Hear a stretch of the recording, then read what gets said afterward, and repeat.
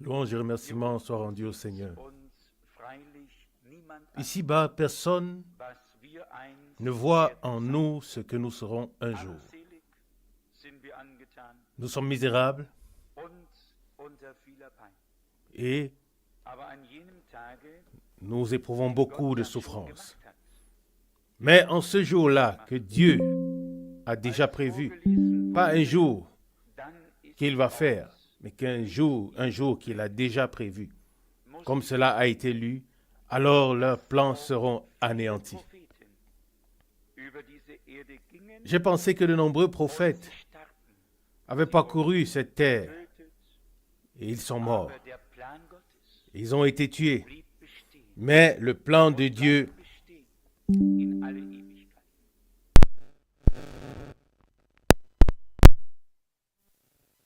demeure le même pour l'éternité.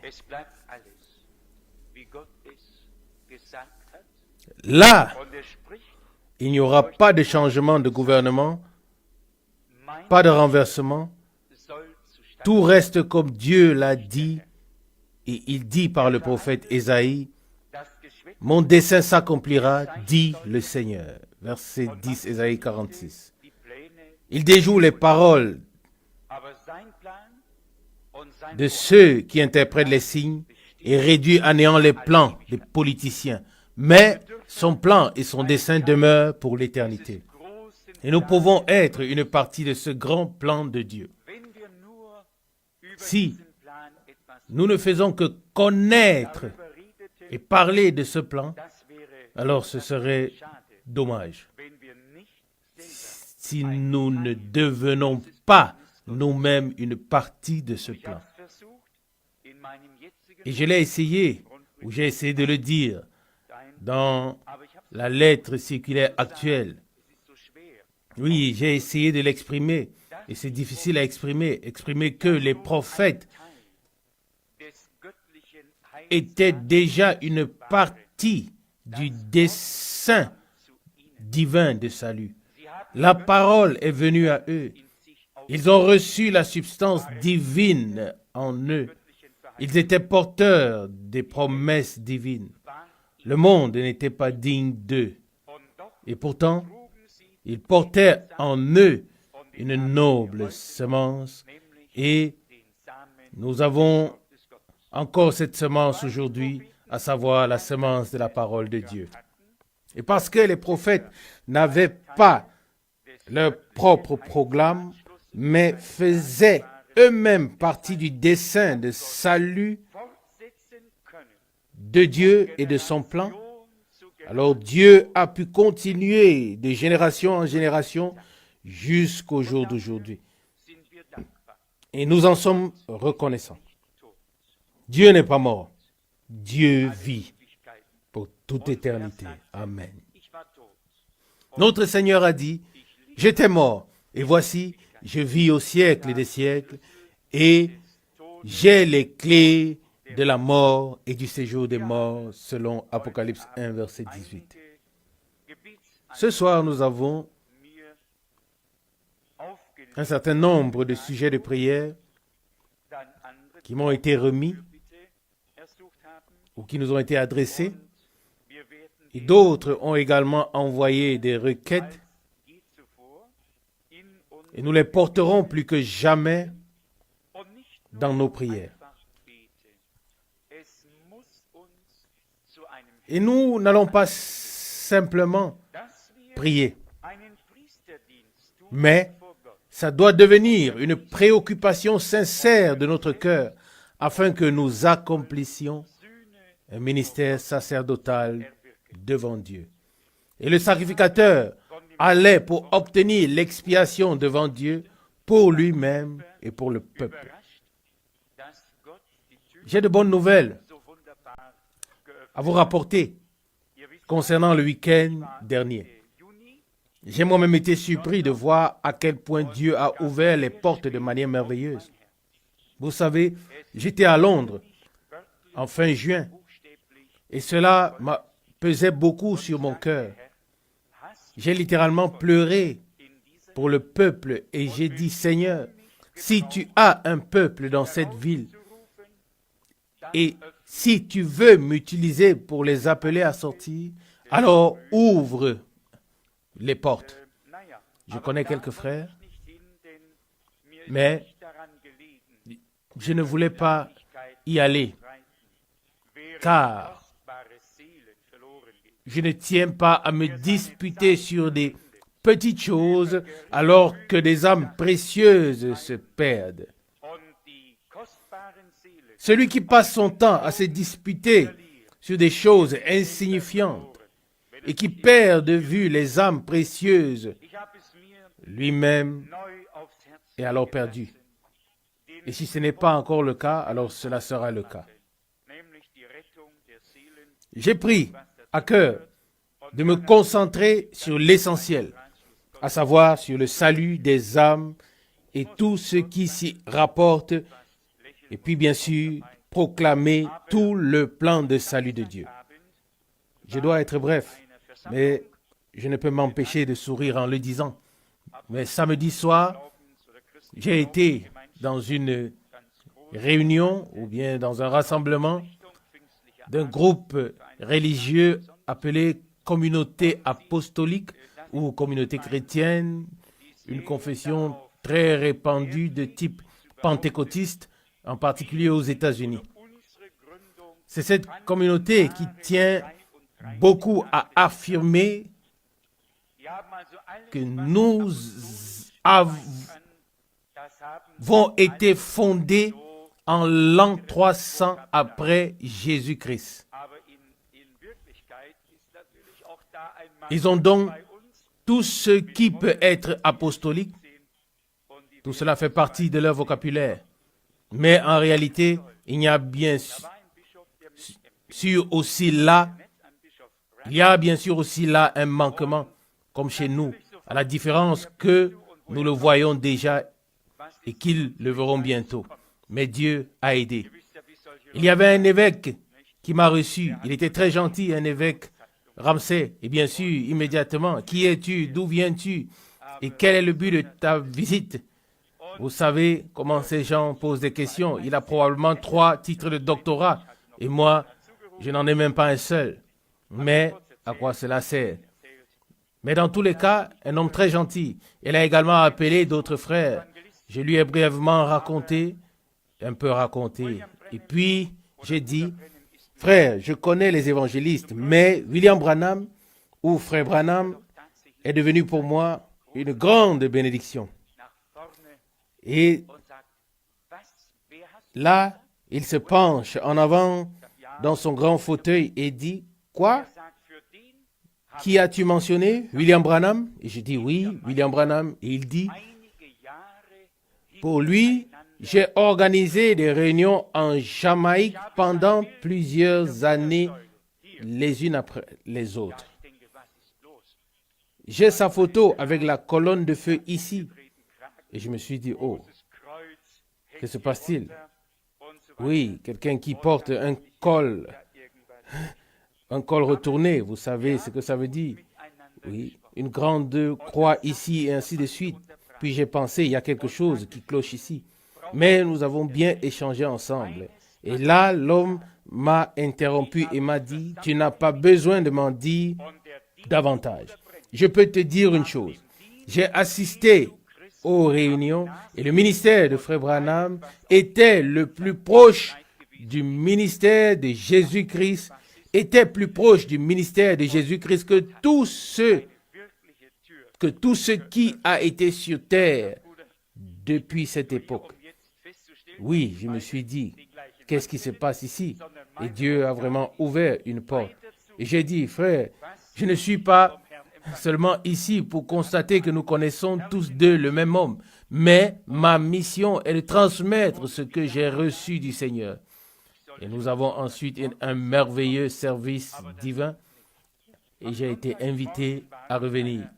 Je devais même déjà revenir le dimanche matin, mais cela n'était pas possible. Dimanche matin, j'étais dans une église trinitaire, également de type pentecôtiste, mais ils chantaient tour à tour Gloire au Père, gloire au Fils, gloire au Saint-Esprit. Et ce qui était étrange, c'est que, vous savez tous, que nous croyons à 100% et de tout notre cœur que Dieu est notre Père, que Jésus-Christ est le Fils de Dieu et que le Saint-Esprit est l'Esprit de Dieu. Nous le croyons à 100%. Nous le croyons de tout notre cœur et de toute notre âme. Mais savez-vous ce que les gens n'ont pas encore remarqué? Ils peuvent parler de roi, de sacrificateur, de prophète, de père, de fils, de Saint-Esprit, de sauveur, de rédempteur, de sauveur et de tout le reste. Et cela toujours au singulier. Je n'ai encore jamais entendu personne aborder Dieu ou parler de Dieu au pluriel. J'ai toujours entendu tout le monde prier, Seigneur, je te remercie, ou Père céleste, que ton nom soit loué, ou autre chose. Aucun homme sur terre n'a encore envoyé une prière au ciel au pluriel, c'est-à-dire interpellant Dieu au pluriel. Oui, pourquoi pas? Savez-vous que l'Esprit de Dieu produit même dans le cœur des hommes ce qu'ils ne peuvent comprendre avec leur intelligence? L'homme qui adresse une prière à Dieu au pluriel n'existe pas sur terre. Oui, tous l'interpellent ou prient au singulier. C'est tout simplement merveilleux de voir comment Dieu conduit les choses. Mais bon, j'ai de la patience. Dieu m'a donné beaucoup de patience. Et je laisse tout passer comme à l'époque dans l'Église catholique. Mais quand vient mon tour, alors en anglais, c'est tellement beau. Je m'appelle Frank, ce qui signifie en anglais, lorsqu'on est franc, ça veut dire qu'on est honnête. Et alors, j'ai dit tout de suite aux gens, écoutez, je m'appelle Frank et je le suis aussi. Ne m'en voulez pas, mais il faut que je dise quelque chose. Et c'est parti. Dieu a donc puissamment béni. J'ai failli rater l'avion. La réunion a duré plus longtemps que prévu, mais cet homme et les gens qui ont été tellement bénis que cet homme s'est levé, les gens ont été tellement bénis que cet homme s'est levé et m'a dit, aujourd'hui, nous avons entendu la parole de Dieu dans la vérité. Et puis le dimanche, un prédicateur qui connaît frère Gil Noble du Pakistan m'a appelé. Il m'a dit, frère Frank, j'ai entendu parler de toi et je t'invite. En novembre, nous organisons notre conférence et nous attendons environ 700 à 800 personnes et nous aimerions que tu sois l'orateur principal de cette conférence. Donc, Dieu a déjà grandement ouvert les portes. Je ne sais pas exactement ce qui va se passer samedi. Vous savez, je suis invité là-bas à la réunion pour l'affaire avec la BBC. Peu importe ce qui se passera. J'aimerais être ici tous les dimanches. Comprenez-vous cela? J'aimerais bien ou je préférerais être ici tous les dimanches. Et quand le dimanche matin arrive et que je suis ailleurs, je pense naturellement à cet endroit ici, c'est clair. Mais savez-vous qu'il y a beaucoup de gens qui me disent, frère Franck, tu ne viens nous visiter qu'une seule fois par l'année, une fois l'année. Et beaucoup disent, tu n'es jamais venu ici. Alors, nous devons aussi inclure les autres dans le programme global. Soyez reconnaissants à Dieu pour nos frères. Et s'ils servent avec moi dans la faiblesse, tout comme moi, alors la parole de Dieu n'est pas faible, mais elle est puissante. Car l'accent n'est pas mis sur l'homme qui apporte la parole de Dieu. La parole de Dieu en soi est puissante. La parole est la puissance de Dieu, peu importe qui l'apporte. Je vous demande de prendre au sérieux mes frères, afin qu'ils puissent apporter avec joie ce qu'ils ont apporté. J'ai dû penser à frère Schmidt. Il était très à l'aise cette année. Il est parti pour 5 semaines, puis il repartira pour 3 semaines, puis il revient un jour. Oui, c'est parfois un peu répartis un peu de manière inégale, mais nous voulons lui accorder cela et nous lui sommes reconnaissants.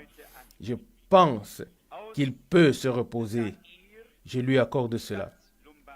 J'ai ici cette lettre que je dois vous lire. Elle est arrivée aujourd'hui. Elle vient du Zaïre de la ville de Lubumbashi. Je vais juste traduire la partie soulignée en jaune.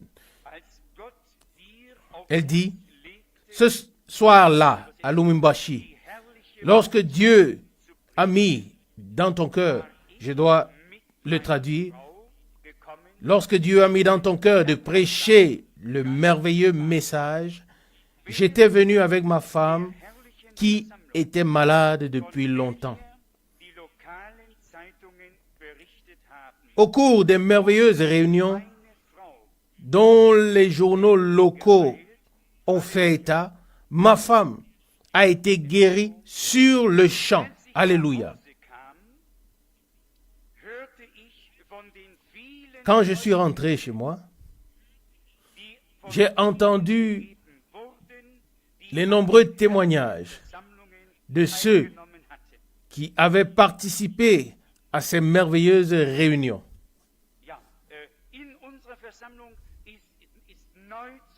Oui, cela a fait naître une nouvelle prise de conscience dans nos réunions et nous avons été conduits à glorifier le Seigneur Jésus-Christ car il est le même hier, aujourd'hui et éternellement. Amen.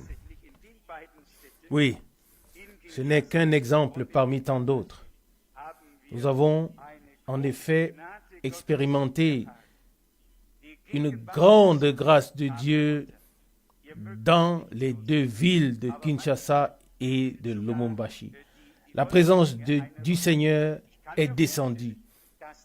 Vous ne voyez peut-être pas les choses, mais parfois, même la foule joue un rôle.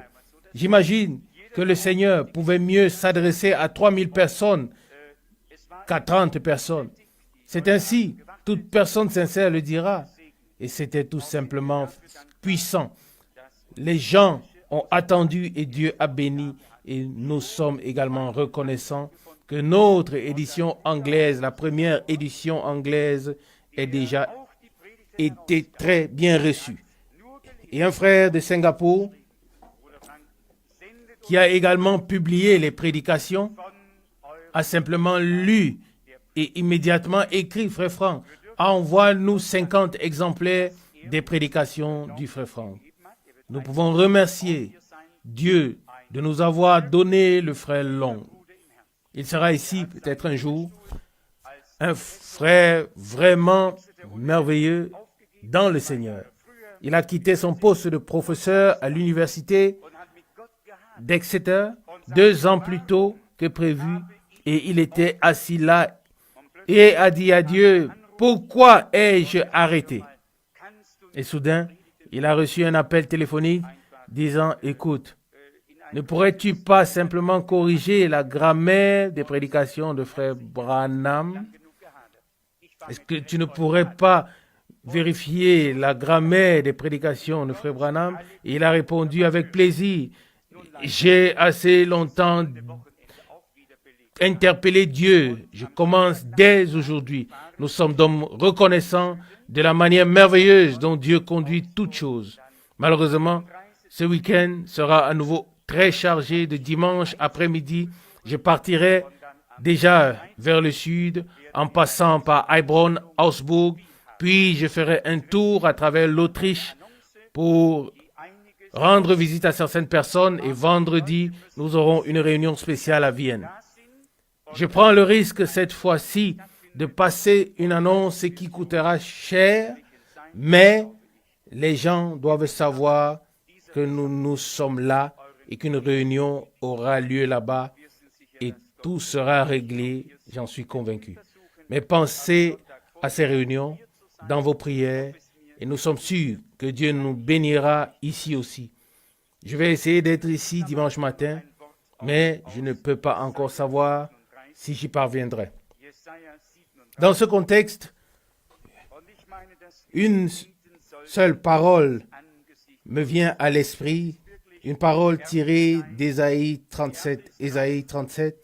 Et je pense que nous devrions prier et rechercher la face de Dieu, car c'est vraiment le temps de la moisson. La moisson est mûre et les ouvriers sont peu nombreux. Et la plupart travaillent encore dans leur propre royaume, ce qui ne devrait pas être le cas. Ésaïe chapitre 37, verset 16, peut-être même à partir du verset 15. Ésaïe 37, verset 15. Alors Ézéchias adressa la prière suivante au Seigneur. Seigneur des armées, Dieu d'Israël, toi qui trônes au-dessus des chérubins, toi seul es Dieu sur tous les royaumes de la terre. C'est toi qui as créé les cieux et la terre. Incline ton oreille, ô Seigneur, et écoute. Ouvre tes yeux, Seigneur, et regarde. Et puis le verset 20. Maintenant, Seigneur, notre Dieu, sauve-nous de sa main, afin que tous les royaumes de la terre sachent que toi seul es Seigneur. Amen. Nous aurions pu lire aussi que les autres dieux sont une œuvre de l'homme que le feu consumera. Il est dit ici que il n'était pas de Dieu ou pas l'œuvre de Dieu, mais l'œuvre des mains des hommes, de bois, de pierre, et c'est pourquoi il ne pouvait pas les détruire. Mais nous croyons au Dieu vivant, à celui qui a créé l'univers, à celui dont la parole est valable dans les cieux et sur la terre. C'est à lui que nous adressons nos prières, afin qu'il réprimande le diable, le renvoie au repos et accorde la victoire à son peuple par grâce. Nous ne combattons pas dans notre propre histoire, mais nous avons été placés par Dieu au milieu d'un combat spirituel. Si nous suivions la masse, la grande masse, et si nous n'étions pas une épine dans le pied du diable, il nous laisserait tous tranquilles. Il continuerait même à jouer avec nous et nous danserions alors à sa guise. Mais puisque le Seigneur a mis quelque chose en nous et nous a arrachés pour toujours de son pouvoir, c'est-à-dire du pouvoir de l'ennemi, alors sa colère est très grande. Sa colère non pas contre ceux qu'il possède déjà, mais colère contre ceux qui lui ont échappé pour toujours. Et même si la colère du diable est terrible, j'ai dit, je ne sais pas si c'est frère Rousse, si c'est frère Rousse qui l'a dit, ou quelqu'un d'autre. J'ai dit ces jours-ci que j'avais parfois envie de demander, comme frère Branham à l'époque, quand les épreuves se succédaient, le père est mort, la fille est morte, la femme est morte, et ainsi de suite, le frère est mort, tout s'est enchaîné coup après coup. Et le frère Branham dit, le diable s'est tenu à côté de moi. Vous connaissez tous ce sermon, vous l'avez lu. Et le diable dit, et tu dis qu'il est un bon Dieu, tu dis qu'il exauce les prières, qu'il guérit les malades. Et qu'est-ce que tout ceci signifie? Est-ce vrai ou faux? De manière rationnelle, avec la compréhension, il aurait répondu oui, mais dans son cœur, il savait que Dieu fait toutes choses bien. Et il pouvait dire, le Seigneur a donné, le Seigneur a repris. Et ça ne sert à rien de contester avec Dieu lorsque le diable nous joue de mauvais tours. Cela ne sert absolument à rien. Mais nous devons remercier Dieu afin qu'il nous donne la force de résister dans les épreuves afin d'avancer avec notre Dieu. Tout le monde peut se mettre à contester, mais persévérer dans la foi et dire, Seigneur, je sais en qui je crois Et je sais qui a parlé et qui accomplira son plan. Si nous nous présentons devant Dieu avec cette assurance et que nous lui faisons vraiment confiance avec une foi d'enfant, alors il ne nous décevra pas. Tout au contraire, il nous aidera et glorifiera son nom. Il est dit au verset 15, Ésaïe 37, « Alors Ézéchias adressa la prière suivante au Seigneur. Seigneur des armées, Dieu d'Israël, toi qui trônes au-dessus des chérubins, toi seul es Dieu sur tous les royaumes de la terre. C'est toi qui as créé les cieux et la terre. » Avec ces paroles, il voulait exprimer que si tu as pu créer les cieux et la terre par ta parole toute puissante, alors rien ne t'est impossible. Amen.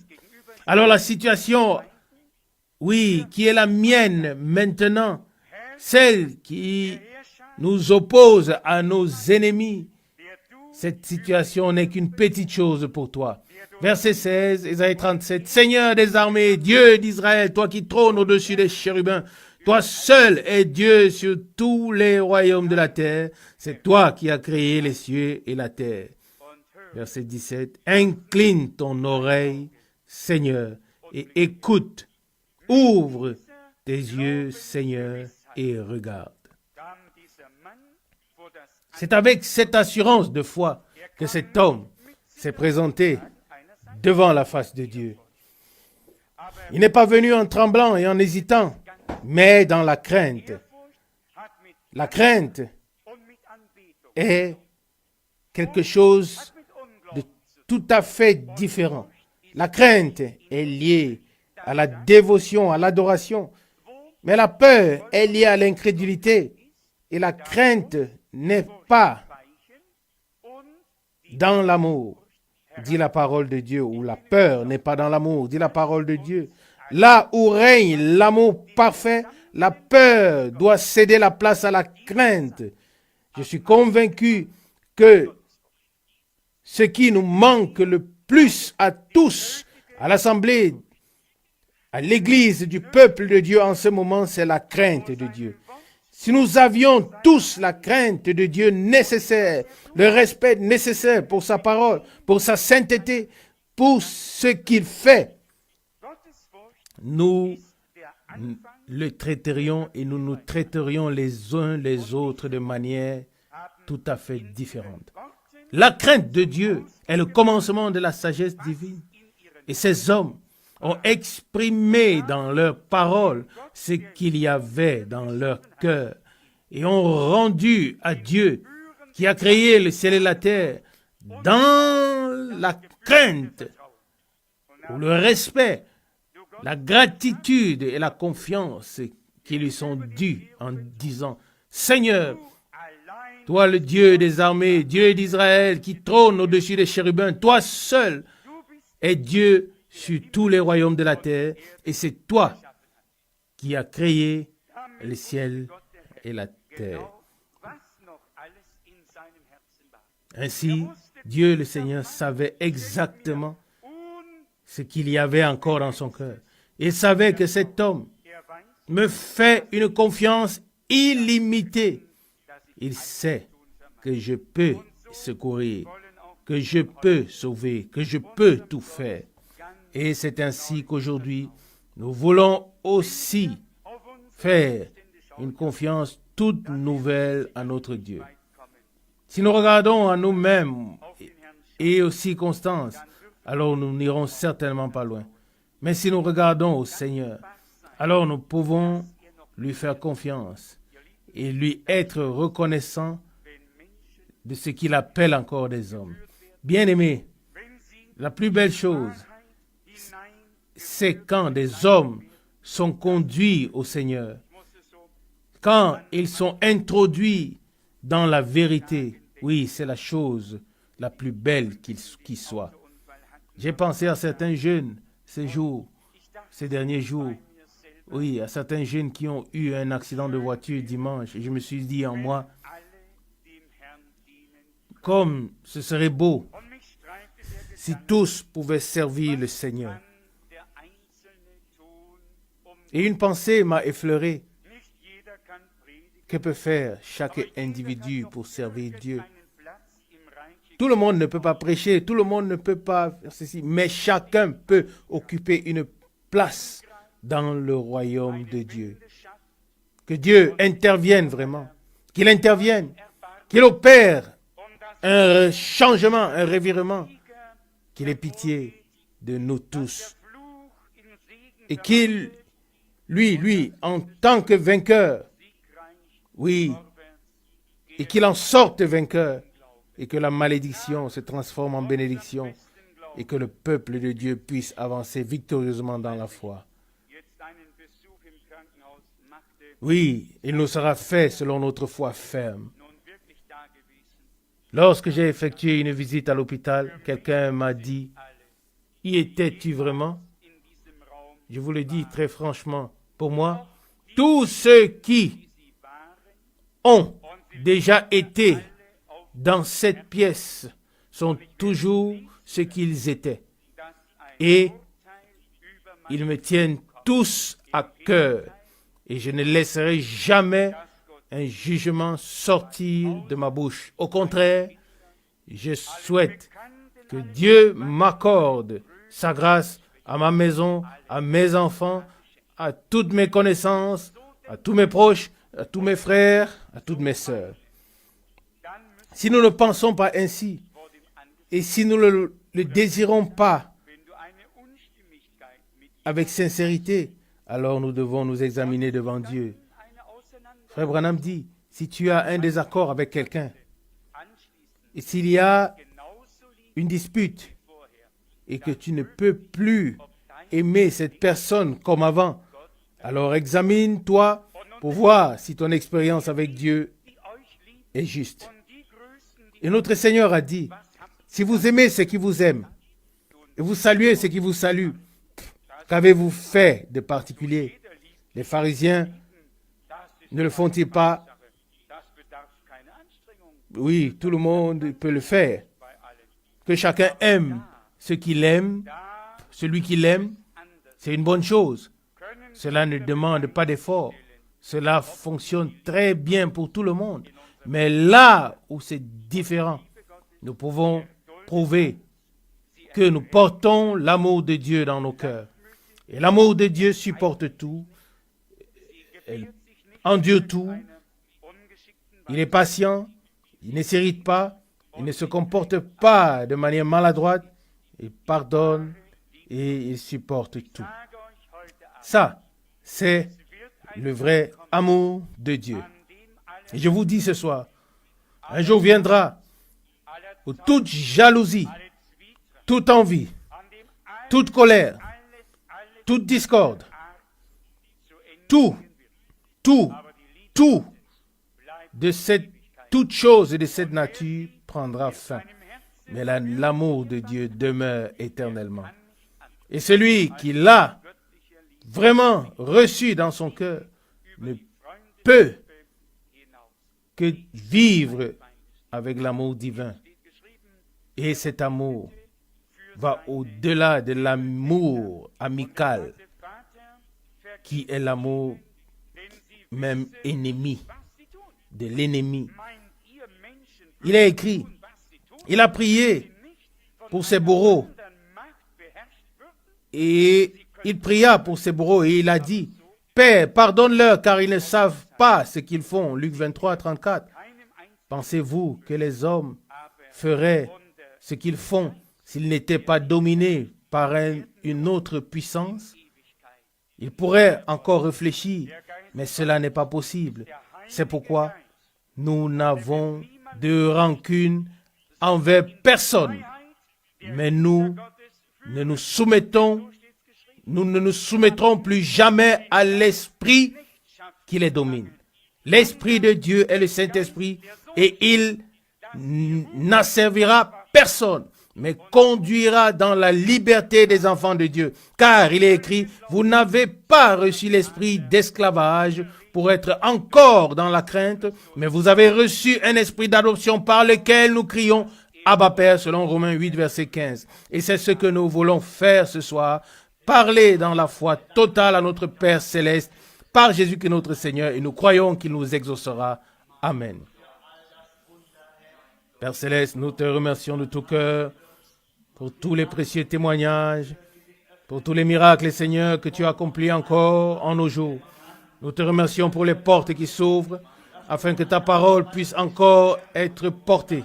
Seigneur, nous te remercions d'être encore à l'œuvre, ô Seigneur, et que tu rassembles ton peuple, ô Seigneur, avant de le prendre dans ton royaume et dans ta gloire.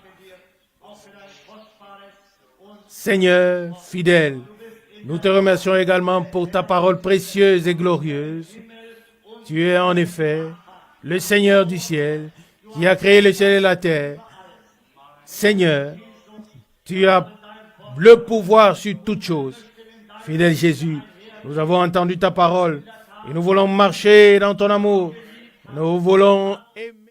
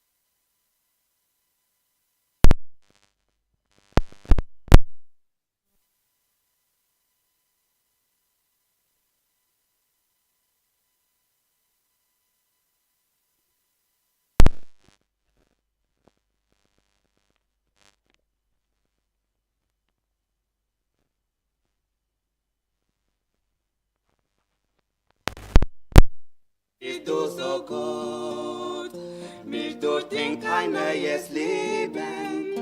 Heiland, wie bist du so gut, mir ist so wohl, so herrlich wohl. Ja, meine Seele ist so wohl, mir ist so wohl, so herrlich wohl. Ja, meine Seele ist so wohl.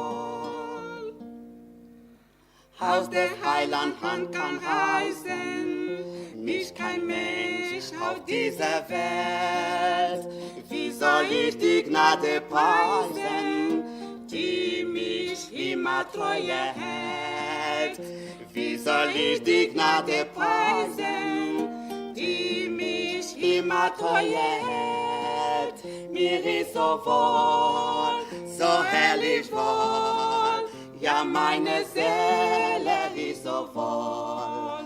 Mir ist so wohl, so herrlich wohl. Ja, meine Seele ist so wohl.